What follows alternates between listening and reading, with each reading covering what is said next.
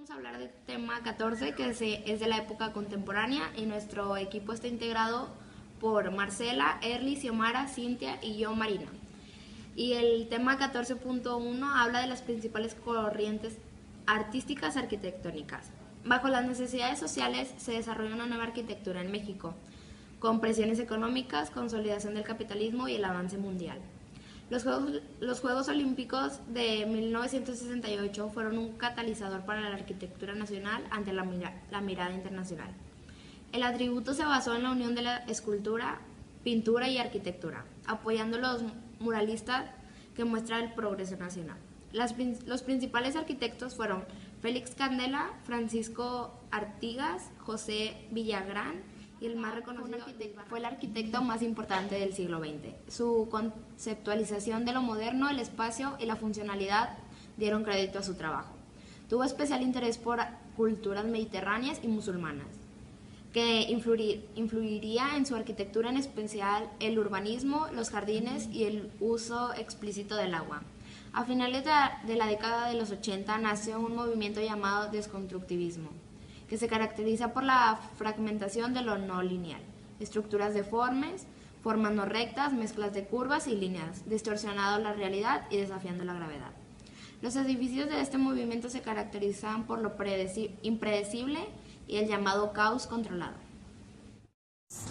A finales de la década de los 80 nace un movimiento llamado el desconstructivismo, que se caracteriza por la fragmentación del no lineal, estructuras deformes, formas no rectas, mezclas de curvas y líneas, distorsionado a la realidad y desafiado a la gravedad. Los edificios de este movimiento se caracterizan por lo impredecible y el llamado caos controlado.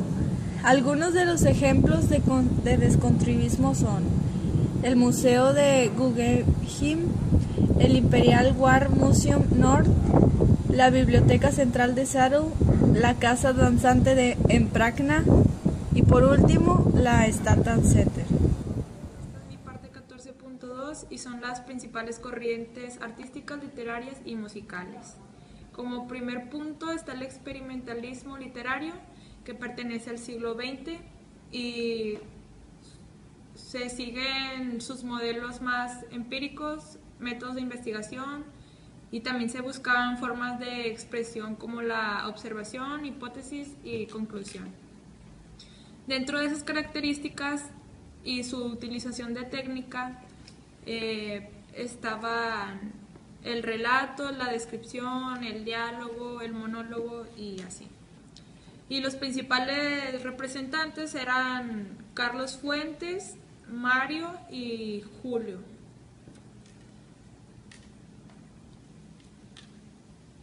Otro punto era el realismo mágico, que fue una corriente que presenta elementos mágicos, situaciones ilógicas en contextos normales.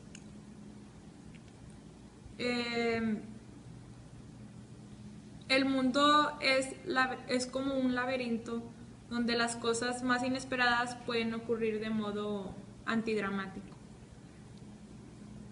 En lo musical estaba bajo la composición de autores como Mozart, Beethoven, Strauss y entre otros, que eran los modernos. Y ellos fueron los que dieron una articulación clara y sonora a la música, con composiciones de sinfonías, ópera y entre otras cosas que eran como orquestas. Hoy en día los compositores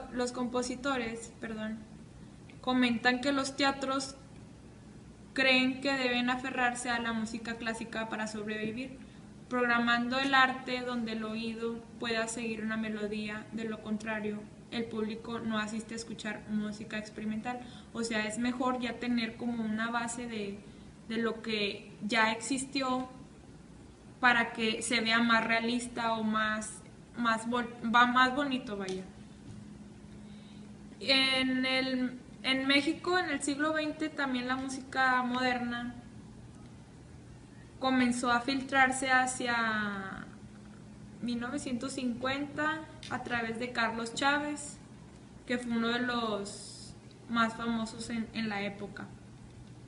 Después ahí surgieron varias generaciones como Mario Lavista, Mata, Javier Álvarez y muchos más, que experimentaban y lograron la composición y dejaron atrás la estructura de la obra y ponían énfasis en las texturas sonoras y hacían combinaciones. Voy a hablar del punto 14.3, que habla de las principales corrientes artísticas pictóricas y escultóricas. Vamos a hablar del tema de la pintura popular. José Guadalupe Posada fue un maestro en la litografía y un excelente ilustrador. Este artista creó un personaje llamado la calavera garbancera, que es una calavera sin ropa y con un sombrero mexicano, que es muy común ya aquí en nuestro país. Pero Diego Rivera, en su mural Sueño de una tarde dominical en la Alameda Central, fue donde la llamó Catrina, un pintor autónomo. Su técnica se le conoce como mixografía, que es la impresión sobre papel al que se le añade la textura y profundidad, combinada con influencias cubistas. El erotismo era su tema medular, que siendo para él sensual, más que erótica, queriendo mostrar la espiritualidad de los que se atraen. Tenía una estrecha relación con el cosmos, por lo que sus obras muestran elementos que hacen notoriedad en aportaciones de la ciencia, la tecnología y el universo, pero sin dejar de lado la política. Otro tema muy importante es la escultura, que esta fue la rama que careció de mucha importancia a comparación con la pintura, la música y la literatura, pero no dejó de practicarse. En el siglo XX, la figura humana pierde su forma y se transforma en figuras geométricas. Tal es el caso de Brancusi, que se acercaba al cubismo de la escultura. Para finalizar nuestro tema de la época contemporánea, decidimos darles como ejemplos de cosas que lo conllevan dentro de esta época, de esa época. Y nosotros decidimos darles dos tipos de libros, que uno es de Gabriel García Márquez, que se llama 100 años de soledad, y otro de Pablo Neruda, que se llama 20 poemas de amor. Bueno, y también les implementamos una revista donde contiene cultura contemporánea. Ahí podrían encontrar museos, historias de arte. de artes, que se llama Artichoke. Bueno, una película también que podríamos decirles que habla mucho sobre la época contemporánea sería la película del Laberinto del Fauno, y su autor es Guillermo del Toro.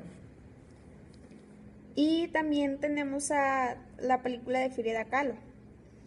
Y uno de los museos también de la época contemporánea donde contiene mucha colección de arte es el Museo Soumaya. Bueno, esperemos y les haya servido de algo y que algún día vayan o consulten esas cosas para saber más de la época contemporánea. Gracias.